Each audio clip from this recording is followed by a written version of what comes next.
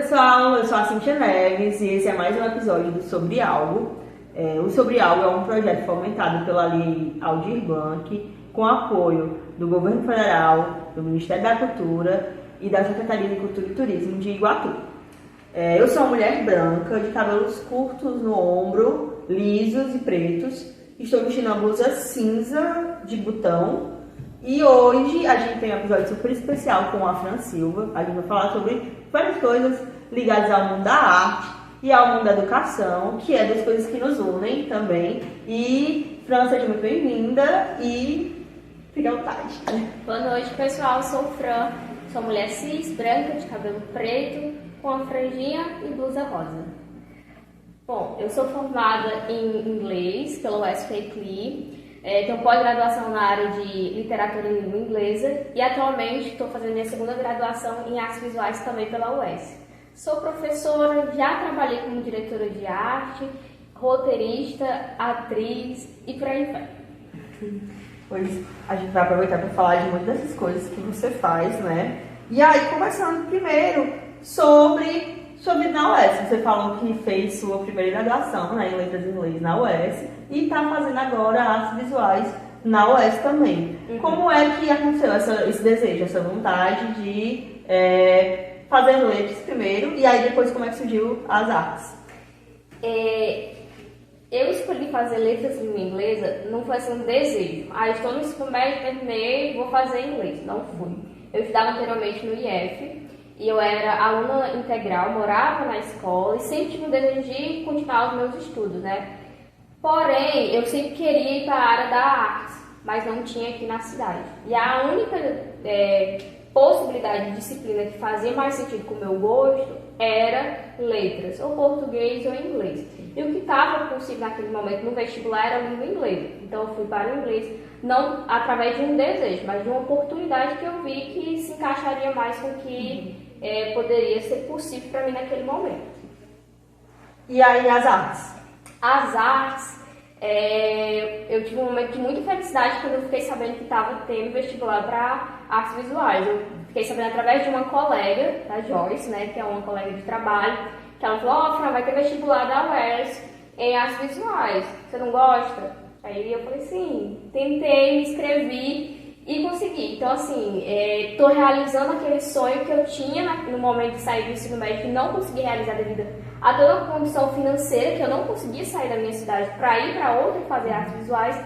E agora, com a estabilidade, né, devido ao meu trabalho de professor, eu estou realizando esse desejo de fazer minha segunda graduação em artes visuais. E aí, você falou agora sobre como professora, né? Que a partir disso você conseguiu realizar esse seu sonho. Isso. E aí uma coisa que a gente estava falando no outro episódio com a Nádia, que é uma frase que Valder César falou, que ele é uma das pessoas que vai ser entrevistada ainda nessa temporada, que a gente faz arte porque a gente ama, mas não é isso que paga as nossas contas.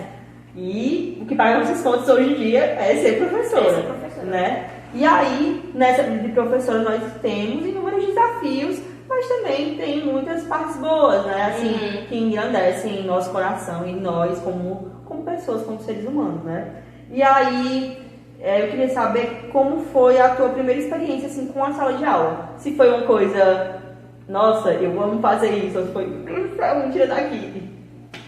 A minha primeira experiência com a sala de aula foi quando eu substituí uma professora, a Vlad. Um beijo, Flávia, querida. Então, foi a minha primeira experiência. Foi no ensino médio. E aí eu lembro que ela falou: Fran, é esse conteúdo. Ela deu aula planejado, tudo pronto. É esse conteúdo. E aí quando eu terminei a aula, ela falou assim: e aí, como foi? Eu falei: não, deu tudo certo. Aí eu lembro que ela falou uma frase assim: ei, tu conseguiu dar de conta dessas aulas tudinho? Eu falei: dei. Ela falou: pronto, você já é professora. Então, essa foi a minha primeira experiência com a sala de aula, também através dos estágios. Eu lembro que no meu primeiro estágio eu fiquei um pouco assustada da falta de estrutura e de preparação que tinha aquela escola. Então eu fiquei um pouco assustada nesse sentido. Mas isso nunca me paralisou. Isso nunca foi determinante, dizer não, você não vai conseguir. Eu sempre tive muita perseverança em continuar e não desistir da sala de aula. Porque é um ambiente que eu particularmente gosto muito de estar. Às vezes é muito difícil estar na sala de aula, principalmente por ser mulher, por ser baixa, porque às vezes sua estatura também, você não é respeitada porque você é baixa, porque você é mulher, você é fofinha, às vezes você não é respeitada por isso. Mas às vezes a gente se assusta com isso, chora, mas volta. Isso nunca foi determinante em eu desistir da sala de aula. E eu acho que sobre essas características, né, que você falou, de ser mulher, ser pequena, isso acaba fazendo com que a gente precise ser mais rígida, né, também para conseguir ser respeitada. Então, às vezes a gente é a professora legal, galera, assim, mas na maior parte do tempo a gente tem que ser uma professora mais rígida, que às vezes é a professora chata, né? Assim. Eu tento ser rígida, mas eu não consigo. Eu acho que essa parte da rigidez não faz muita... Não faz muito... tu acha? Eu acho que não...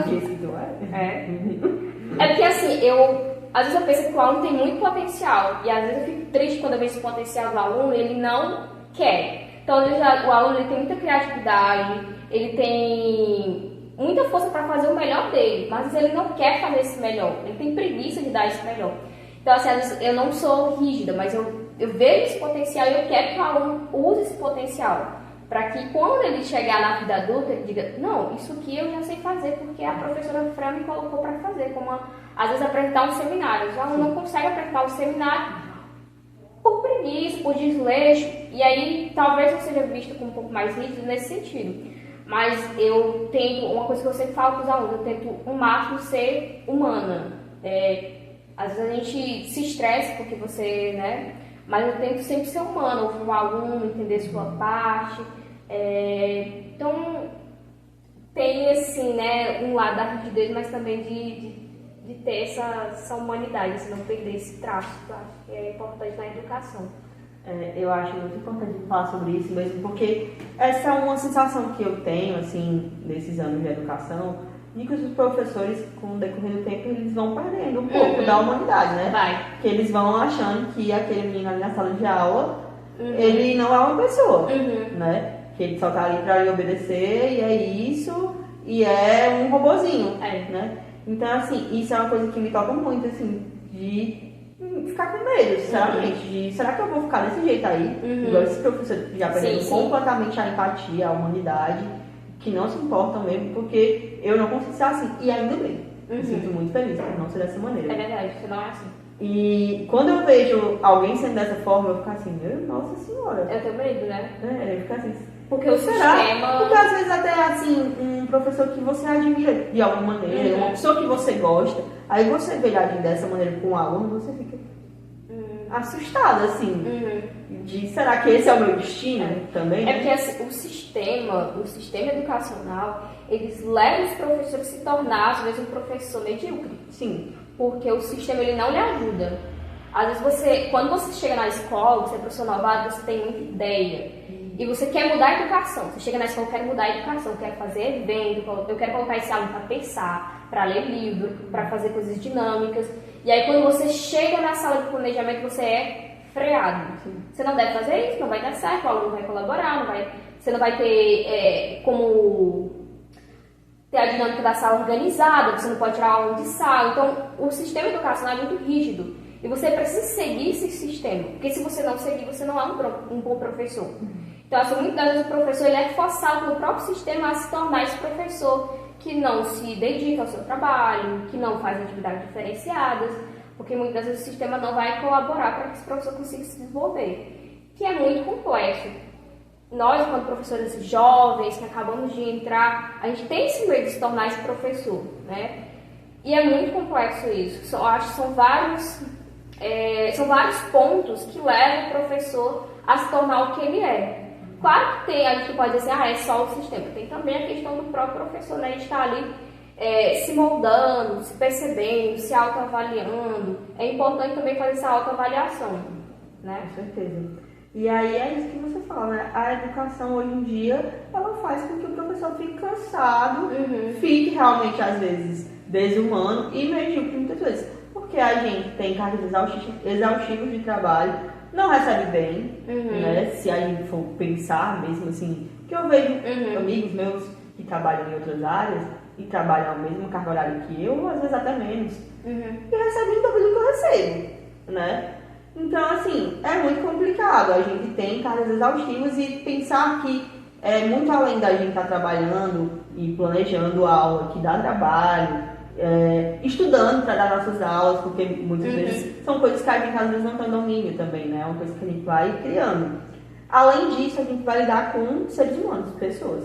Então, é uma carga exaustiva de trabalho e uma carga exaustiva nossa emocional também, sabe? Assim, então, é muito difícil. E aí, a outra pergunta que eu ia te fazer era sobre isso, que eu acho que não vai ser até a resposta.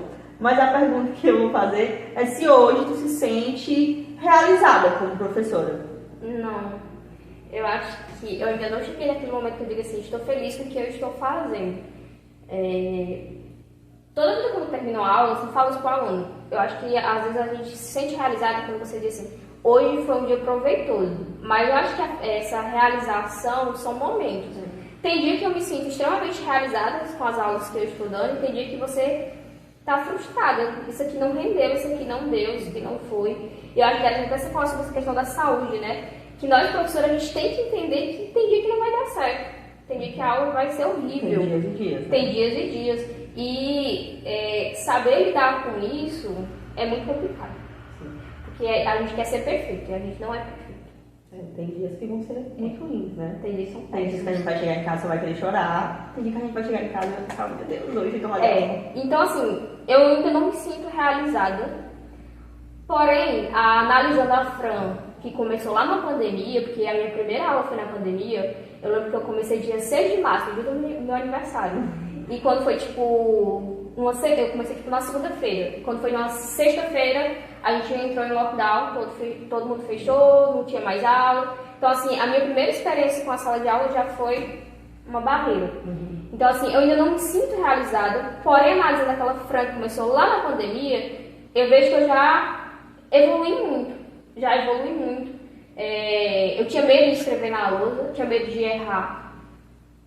Eu ainda tenho esse medo, mas eu acho que eu já evolui muito. Então, assim, me sinto feliz com essa evolução, mas eu sei que ainda tem muito a melhorar. Eu me identifico com isso, também comecei a dar aula na pandemia, assim, a aula de uma turma que era minha mesmo, né, assim, na escola, comecei a trabalhar. Comecei na pandemia, mas já foi na pandemia mesmo, não foi antes do lockdown. E foi horrível. Então, assim, eu me identifico demais com isso que você fala de ter esse medo de escrever no quadro também. E principalmente a gente é pequenininha, no quadro. Eu lembro que eu sempre, porque assim, eu sou professora de inglês, mas eu sempre tive essa questão da arte, né? E eu comecei a dar aula no infantil, Fundamental 1 e infantil. E eu sempre gostava de decorar a lousa, de escrever decorando a lousa. E eu sempre tirava foto da lousa. E às vezes eu fico olhando minhas fotos antigas, quando eu comecei, né? Aí você tem assim, ó, tudo torto, não tinha que uma régua. E aí é interessante que são detalhes mínimos da nossa evolução enquanto professora, né? Então eu vejo assim, a letra que eu escrevi extremamente torta, que eu tinha que falar para o aluno o que era, se era um A ou era um C. E eu revejo as fotos de hoje, eu percebo que eu evolui até nesses detalhes mínimos, que é conseguir dar uma lousa melhor para os meus alunos, né? Conseguir ter uma letra mais organizada. Pois é. Enfim, é isso, né? Estamos sempre evoluindo. E aí, falando ainda sobre educação, falando sobre isso, né? Sobre realização pessoal e profissional, né? Tu se vê pro resto da tua vida sendo professora ou tu pensa em fazer outra coisa e ir para outras áreas? Eu lembro quando eu estava na faculdade, eu conversava muito com a Sara e a Isa, né, em relação à formação. E eu sempre tive esse desejo de ser professora universitária. Então eu acho que quando eu terminar a minha formação em artes visuais, eu quero ir para esse lado da arte, mas ser professora universitária em relação a artes visuais. Então assim, eu quero permanecer na sala de aula, mas eu quero ir para a universidade. E por que eu quero ir para a universidade? É muito complicado ser professora de ensino médio. São várias questões, porque você, talvez, quando eu for para a universidade, se eu for para a universidade, eu percebo que isso também existe na universidade. Mas o que eu vejo no ensino médio é que você não é só professora. Você é professora, você é psicóloga, você é mãe, você é tudo do aluno.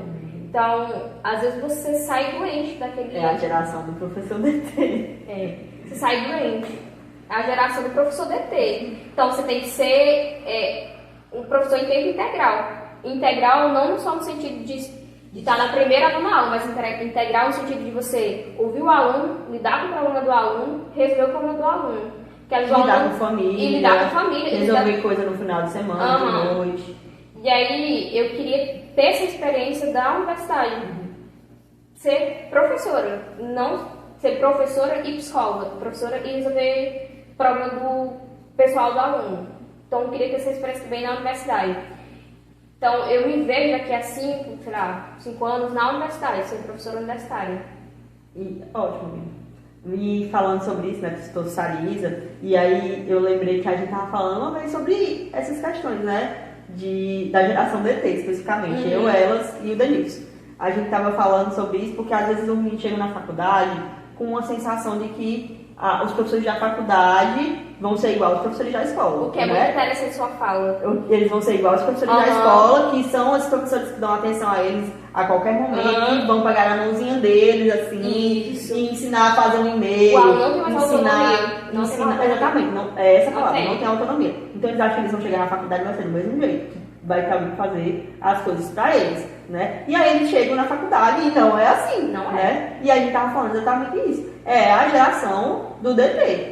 Que eles acham que eles vão chegar na faculdade e vai ter o DT pra fazer as coisas pra eles. Então, assim, eu acho que o DT tem coisas boas, mas ele tem muito mais coisas ruins. Sim. Porque ele destrói completamente a autonomia do aluno. Então, qualquer problema que acontece com aquele aluno se torna culpa daquele professor, né? Se o aluno não conseguiu fazer um e-mail, se o aluno não conseguiu organizar alguma coisa dele, aí que tem que resolver. DT. E tem muita questão de como a escola coloca como é ser o DT dentro daquela escola. Porque eu sou DT de 2 escolas diferentes. E a metodologia do diretor de turma de uma escola para outra é totalmente diferente. Mas essa questão de você falar sobre DT e o aluno que sai do ensino médio vai para a universidade e tem, né, esse abismo, essa diferença, é interessante porque eu estou na universidade agora novamente e eu percebo que os meus colegas que são mais novos, né, que acabaram de sair do ensino médio, eu percebo essa dificuldade de entender que, não, você é dono do seu próprio destino, das suas próprias tarefas. O professor não tem responsabilidade de criar um cronograma para você ter que saber que no dia 22 de tal mês você vai ter que entregar tal atividade.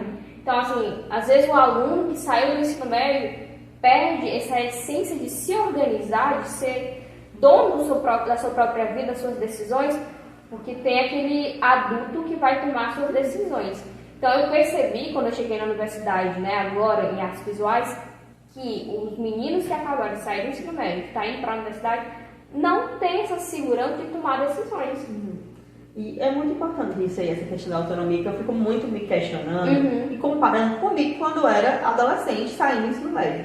Uma coisa que eu vejo é que os meninos, eles estão terminando o ensino médio, estão lá no 3º ano, para eles terem o objetivo de entrar na universidade, né? Eles entrarem na universidade, fazerem um vestibular, fazerem Enem. E aí, o que acontece? Se não tem alguém para fazer a inscrição deles no vestibular ou no Enem, eles não vão fazer. E eu fico pensando em mim, com 17 anos, no 3º ano do ensino médio, lá em 2014, quando a gente nem tinha tanta acesso assim à internet, a celular com internet, computador, não era tão fácil como é hoje em dia, né? Hoje em dia todo aluno tem um smartphone e consegue fazer a inscrição pelo smartphone.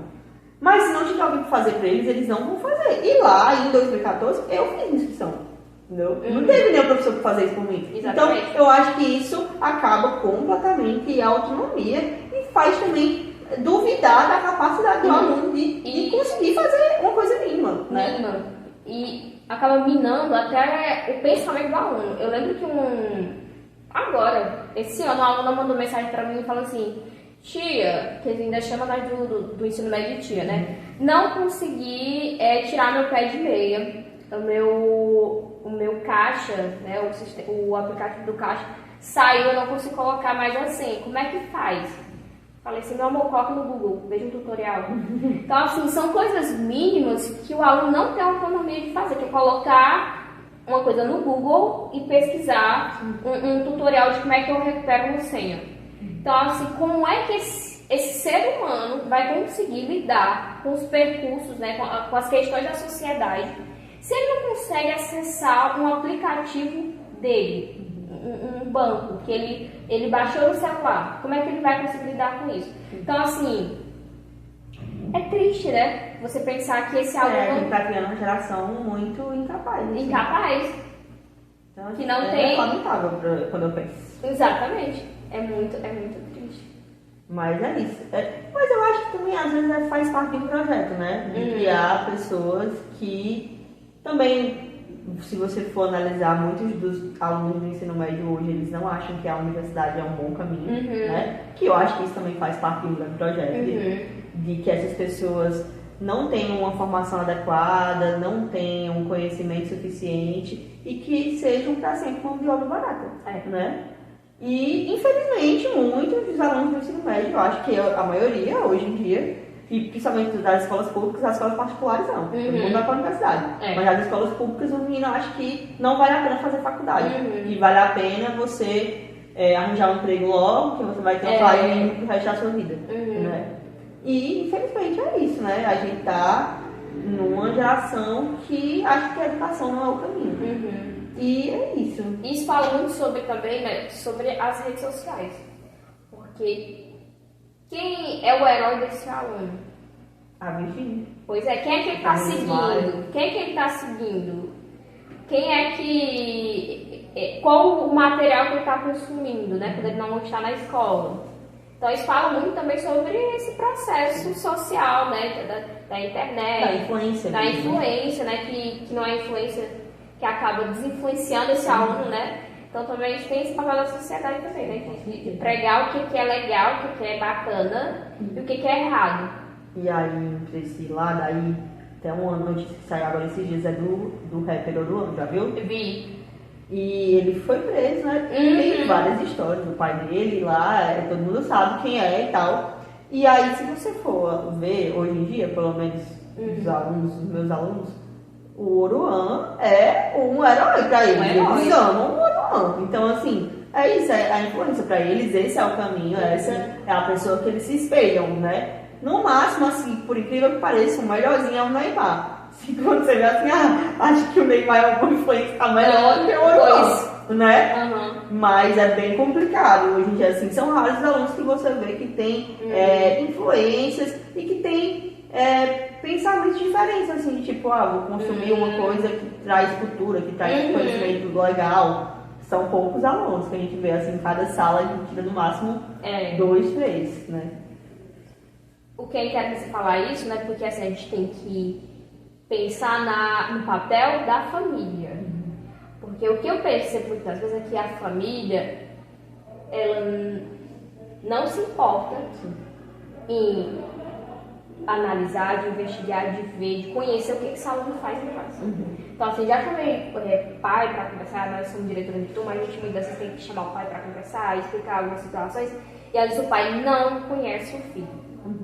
Então, já cheguei em momento da mãe pedir, minha filha, vai avisar fulano que eu não vou conseguir pegar ele hoje, por isso e por aquilo, quem vai pegar é fulano, porque eu me esqueci de avisar.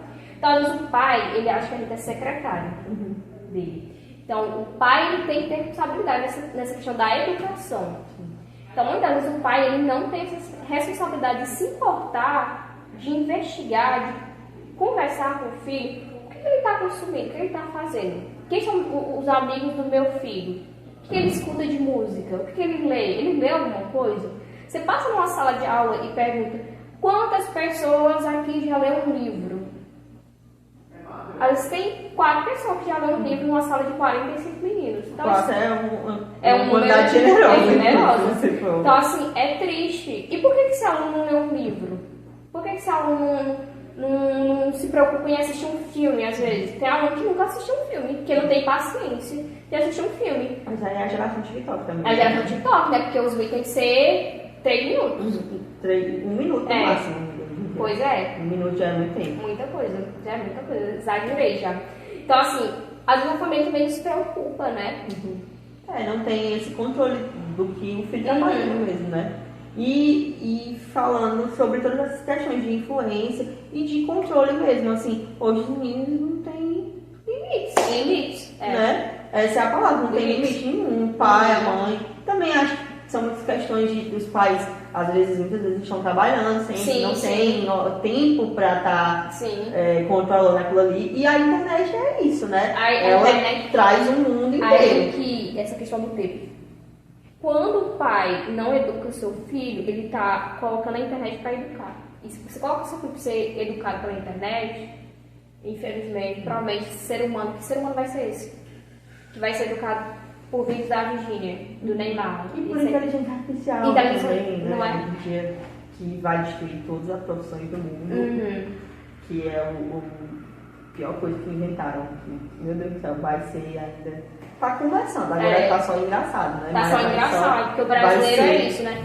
O brasileiro gosta de transformar as tragédias em piada. Mas a inteligência artificial vai ser uma arma muito perigosa aí, muito em breve. Sim. E não só para a educação, né? Assim, porque hoje em dia é muito fácil identificar quando o aluno faz um trabalho pelo ChatGPT, por exemplo, né? Hoje em dia. Mas eu já vi muitos vídeos hoje que às vezes você não consegue. Não consegue identificar o que é IA e o que é verdade. E indo mais pro campo da arte, né? Se a gente for pensar nisso, a IA hoje em dia, se você vai lá no ChatGPT, manda criar um roteiro, ele cria. Se for lá e pedir para criar um vídeo com tais ações, ele cria também. E aí acaba com um monte de profissão, né? Escritor, morreu, ator, daqui a pouco não vai ter mais, porque a IA já vai fazer isso, diretor não precisa, que é a IA que faz, enfim, acabou com todas as profissões. Até uma videoaula que o pessoal faz no YouTube hoje em dia não precisa mais, porque a IA faz. E indo para o campo da arte, isso é uma coisa muito assustadora se você for pensar nisso, né? Porque a arte feita pela mente das pessoas, ela vai ser cada dia mais desvalorizada, porque um artista hoje no Brasil, ele já não ganha nada, né? Então, se a gente consegue fazer isso sem ter que pagar exatamente nada, né? Faz isso ali de graça no IA, aí a gente não vai pagar artista mesmo de jeito nenhum, porque se já não tem dinheiro, e aí tem uma oportunidade de fazer isso sem ter que gastar, você vai fazer isso, né? E aí, uma coisa que eu tava vendo esses dias é que, por exemplo, o audiovisual no Brasil, ele vem cada dia mais diminuindo a quantidade de produções, porque não tem dinheiro para fazer, não tem verbo para fazer. E eu acho que a tendência é só piorar, né? Se a gente for analisar como, não só o Brasil, mas o mundo, para onde a gente está caminhando, porque a gente está caminhando para um grande desastre, assim, em todas as áreas, de arte, educação, trabalho no geral, né? A questão social também. E aí, o que a gente vai fazer? Desesperar. Só. Essa questão da inteligência artificial é uma questão muito delicada, né? Porque era para ser uma ferramenta que vai lhe auxiliar. Porém, o que está acontecendo é o contrário. Essa ferramenta ela não está lhe auxiliando, ela está lhe substituindo. Então, assim, já aconteceu de várias séries de passar atividade para o aluno, que ele precisa exercitar a sua criatividade, ele precisa pensar. Porque o que nos torna diferente dos outros animais é que a gente pensa, né? Sim. Porém, a IA está fazendo com que o aluno não pense. Então, essa questão da criatividade, de pensar nas coisas, de observar o mundo, não está acontecendo. Então, eu lembro que eu passei para um aluno para uma sala, uma atividade, a qual os alunos precisavam transformar um microcurta em um conto. Que foi a atividade que eu peguei, né, acho que foi da Isa aqui na universidade, quando ela passou uma vez. Então, assim, o que aconteceu? O aluno tinha alguns contos que se repetiam no objetivo de que o jeito que eu penso sobre o mesmo microconto pode ser que Cindy pense diferente. Então, assim, o que aconteceu? Teve aluno que escreveu a mesma história. Usando IA. Então, é perceptível quando o aluno usa IA.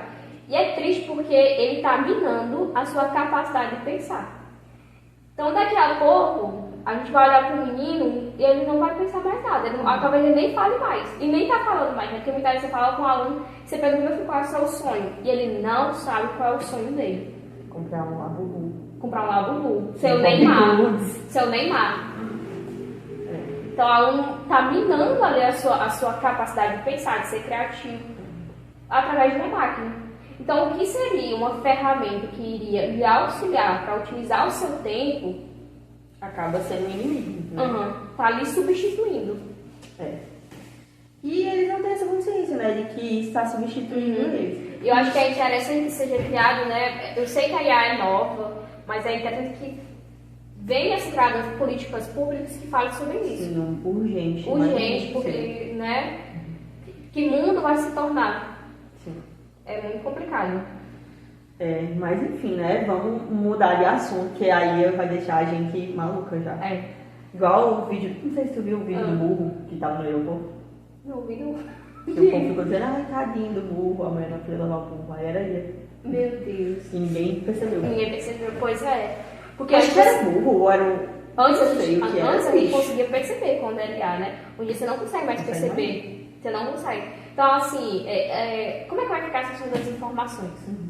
Que as fake news, as informações aí, próximo ano. Pois é. As fake news, como é que vai ficar? Como é que eu vou conseguir entender que Cíntia não foi preconceituosa com fulano? Mas tem um vídeo dela falando, né, palavrões, respeitando a pessoa. Como é que eu vou fazer isso? Então, eu acho que as políticas públicas precisam começar a pensar em mecanismos, criar leis, né, para que a gente consiga burlar, né, essa IA. A IA ela tá aí, ela não vai sair mais. A IA ela veio pra ficar. Só vai se aprimorar. Ela vai só se aprimorar. O objetivo não é vamos excluir a IA da nossa vida. Não tem mais como. Ela é uma ferramenta boa. Ela lhe auxilia muitas vezes em planejamento de aula. Lhe auxilia. Mas ela não deveria ter esse papel de protagonista que ela está tendo na vida das pessoas. Sim, com certeza. E aí, né, saindo um pouco desse assunto e indo mais pro lado da arte, né, mesmo, de trabalhos que você já fez na sua vida e como foi sua experiência neles, né? Eu vou começar falando de Sinal Verde, ok? Que foi um trabalho que nós fizemos juntas e que você trabalhou como roteirista e como diretora de arte.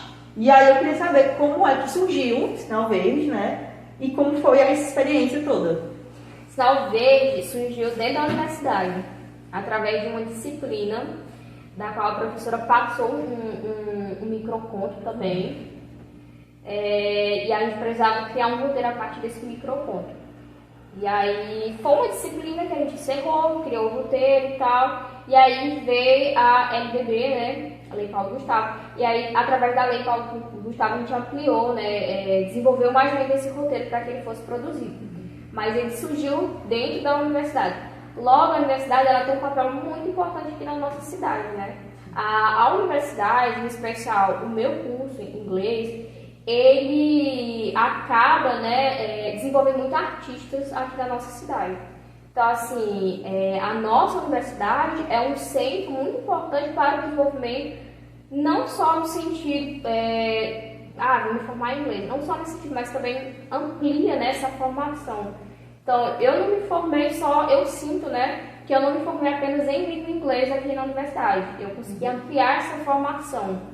Então, o Sinal Verde nasceu dentro da universidade. E aí, como é que foi essa experiência de gravar, né, o filme? Foi muito legal.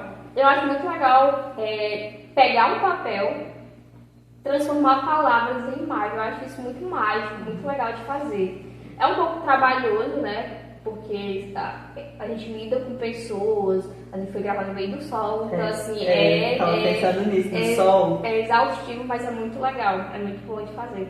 Que a Nadiane veio aqui, a gente falou sobre as gravações de Bruma. Que a gente falou que gravou no sol, né? Só que lá a gente tava falando exatamente sobre isso. Que tinha o sol, que era uma coisa que deixava a gente muito cansado, mas que lá tinha outro sul, né? Pra gente se aliviar, assim. Mas Sinal Verde não tinha outro sul. Foi no meio do Foi no sol quente, no asfalto de Iguatu. E quem é de Iguatu sabe que o sol é quente, lascando mesmo. Então era sol quente, assim, de meio-dia, e a gente gravando, e o povo atrapalhando, e a gente em silêncio, e ninguém fazia silêncio. E ele tava no meio da cena, então assim, foi difícil. Senhorzinho, né? Com a moeda balançando. Trabalhando, pelo amor de Deus do Senhor. É exaustivo porque se trabalha com gente, você trabalha com contratempos, né? Ai, tem um sol, ai, tem tal coisa que não deu certo. Mas é muito legal você ver aquilo que você pensou e transformar aquilo em uma imagem. Então, algo que era abstrato, um sentimento, o ódio, o amor, algo que é abstrato se transforma em uma imagem. Eu acho isso muito mágico, que é uma coisa da arte, né? A arte, a gente tem essa questão de transformar aquilo que a gente não consegue ver, tocar, sentir, em algo que você consegue pegar, ver, tocar e sentir. Então eu acho que a arte tem essa função muito mágica na vida, de transformar as coisas, transformar as pessoas, os sentimentos, que eu acho muito legal. Sim. E Sinal foi muito gostoso, né? Assim, de gravar, de fazer, não teve estresses, né? Eu acho que a questão... Apesar de ser muito cansativo, todo mundo tava muito... O que me leva a pensar que a equipe que estava fazendo era uma equipe muito legal. Foi muito legal porque todo mundo estava ali, todo mundo queria fazer, todo mundo queria participar. Até a questão que a gente fez a processo, né, de contratação dos atores e tal, foi muito legal aquele processo, foi tudo muito organizado, tudo muito planejado. Foi muito legal de se fazer.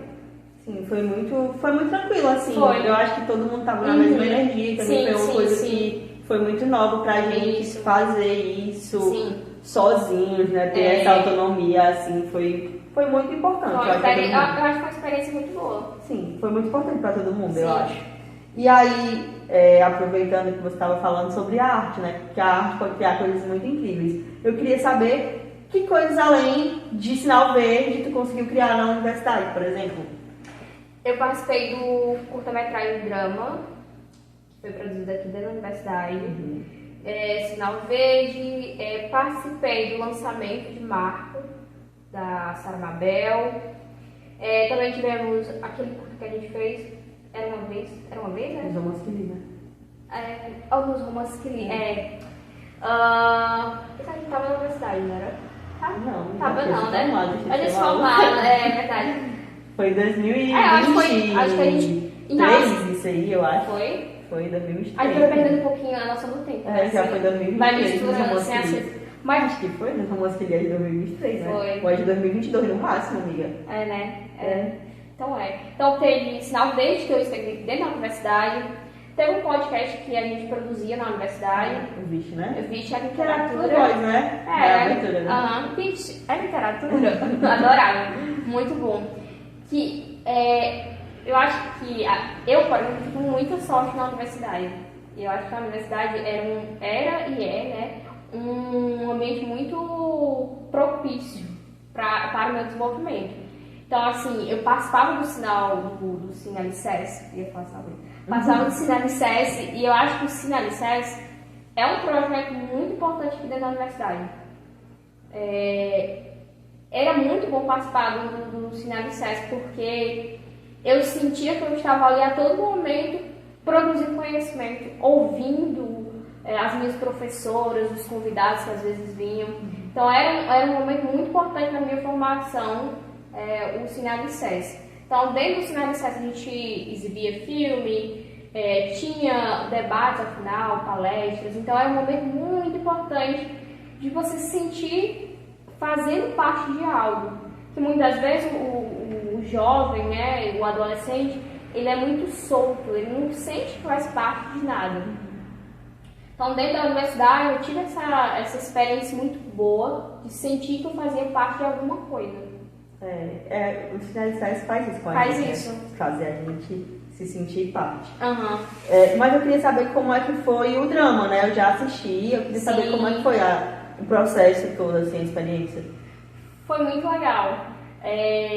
Eu lembro que foi uma disciplina que a gente lia vários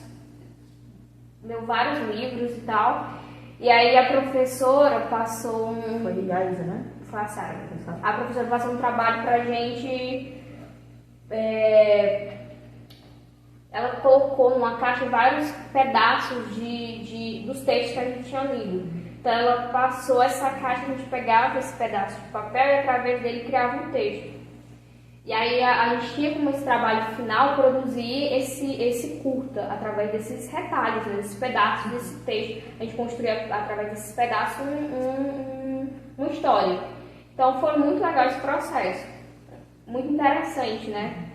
E foi interessante porque cada grupo pensou numa história distinta, mas que no final meio que se uniu essa história. Então foi muito interessante. Eu acho que a universidade, né, e falando sobre Sarah Mabel para mim foi sempre um exemplo de criatividade, porque a sala de aula não precisa ser chata. Você não precisa sentar na sala e só ler o que o fulano falou. Ela sempre colocou a sala de aula como o aluno como centro daquele processo de aprendizagem. O aluno é que vai fazer. Eu estou ali só para guiar. O que foi muito importante para eu me tornar a professora que eu sou hoje. Então, a Sarah foi muito determinante na minha formação. E o drama, né, o curta-metragem drama, ele é retratado como a nossa disciplina foi, como a universidade foi naquele momento. Então foi um momento muito importante da minha vida também. E que bom que eu tenho esse registro, né? Que é interessante analisar. Às vezes o aluno, eu sempre falo isso para os meus têm medo de registrar quem eu sou naquele momento. Mas é importante porque quando você chegar, sei lá, em 2027, eu vou ver como eu era a Fran de 2022, 2021, 2019. E às vezes o aluno tem medo de registrar o seu passado, mas eu acho isso tão bonito porque é como se fosse uma máquina do tempo. Você está guardando, registrando aquilo e você vai rever quem você era, quem você se tornou, como é que você estava naquele momento. Acho isso muito... E é muito lindo, né? É muito lindo. A gente vê essa evolução, né? Sim, sim. E aí, voltando pro negócio do professor DT, né? No dia que a gente tava conversando sobre isso, do professor DT, aí a gente chegou na conclusão que a Sarah era uma professora DT. Era uma professora DT. Ela é, até hoje, uma professora DT, porque todos os alunos dela, ela faz o possível e o impossível, pegar nas mãos e nos pés e ensinar todo mundo a fazer as coisas, né? Então é muita generosidade dela tentando fazer isso. Que ela não é DT, mas ela é DT porque ela quer. E voltando a falar, né, sobre as coisas que você construiu na universidade também, o Vixe é Literatura, eu acho que escutei teu episódio. E explique o que é o Vixe é Literatura. O Vixe é Literatura, ele nasceu de uma disciplina que era da professora Sarah Mabel também. Então a gente, durante essa disciplina, leu inúmeros autores. E aí o aluno, o grupo, né, ia escolher um autor para fazer um podcast sobre esse autor. E aí, a partir desse trabalho, nasceu o Vixe é Literatura. Então, o aluno ele ia fazer esse podcast. E aí, a gente passou, né, por esse processo de editar esses episódios e tal. E aí, nasceu o Vixe é Literatura, que foi um podcast muito legal. Ele ainda está existindo, não sei. Eu acho que teve ano passado, acho que teve. Então, assim, foi um processo muito legal de produzir, de entender como é que funciona o podcast, né? Entender como é que faz, como é que eu vou fazer essa edição desse episódio e tal. Então foi muito legal nesse processo de fazer o Vixe é Literatura. E voltando, uma coisa que a gente estava falando antes, né, dos romances que li. Que eu não tinha me lembrado disso, mas os romances que li, quando surgiu a ideia, foi exatamente porque a gente já queria concorrer para RPG. E a gente queria viver primeiro essa experiência de como era estar no set. Só que nos romances que li a gente não tinha nenhum centavo para fazer nada. Exatamente, foi só vontade de aprender e pensar como é que a gente poderia fazer. Só que nos romances que li foi muito mais interessante, eu acho, do que esse Verde, assim. Sim, porque eu acho que a gente está no processo de ainda se tornar mais maduro, né? Então, assim, às vezes a gente...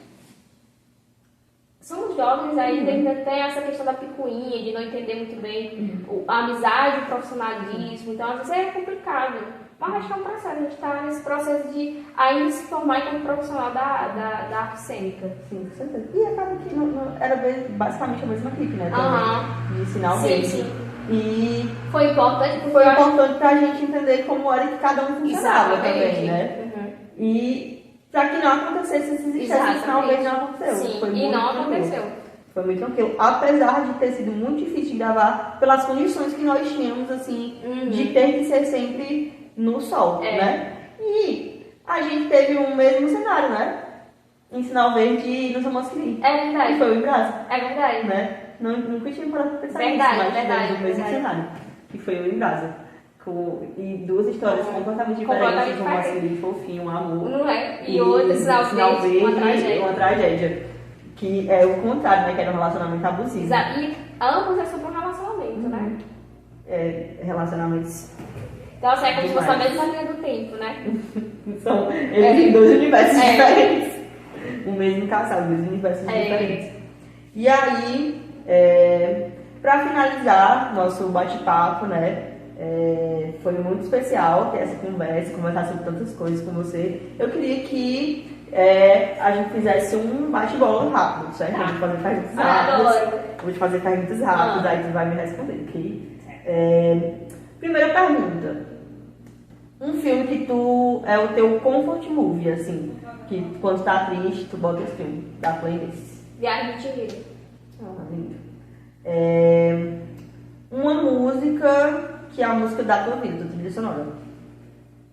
Ai, difícil, não. É porque eu sou uma pessoa que acaba de inventar uma música diferente, então não tem resposta. A do momento. A do momento? Sim. Não sei, eu não tô ouvindo nada assim. Não tem nenhum artista. Eu acho que é a da Vitória, o novo álbum É dela. uma história. Sexta-feira eu pegou a tua cantar com o Lenine. Tá sabendo? Tô sabendo disso não. Sexta-feira o Lenine lá no Sesc e a Ana Vitória participação especial. Mentira. Amiga. Onde é que saiu isso? Já... Não, amiga, é verdade. Que vai ter Lenine, é verdade. A participação de Ana Vitória vai que elas aparecem lá. Não é. Elas têm uma música com sai ele. do solo, né? Vão cantar Lisboa com ele. Ah. Lá no Sesc, sexta-feira. Mas aí, deixa eu ver. Outra pergunta. Perguntei um filme, uma música. Uma disciplina no curso de letras em inglês. Drama.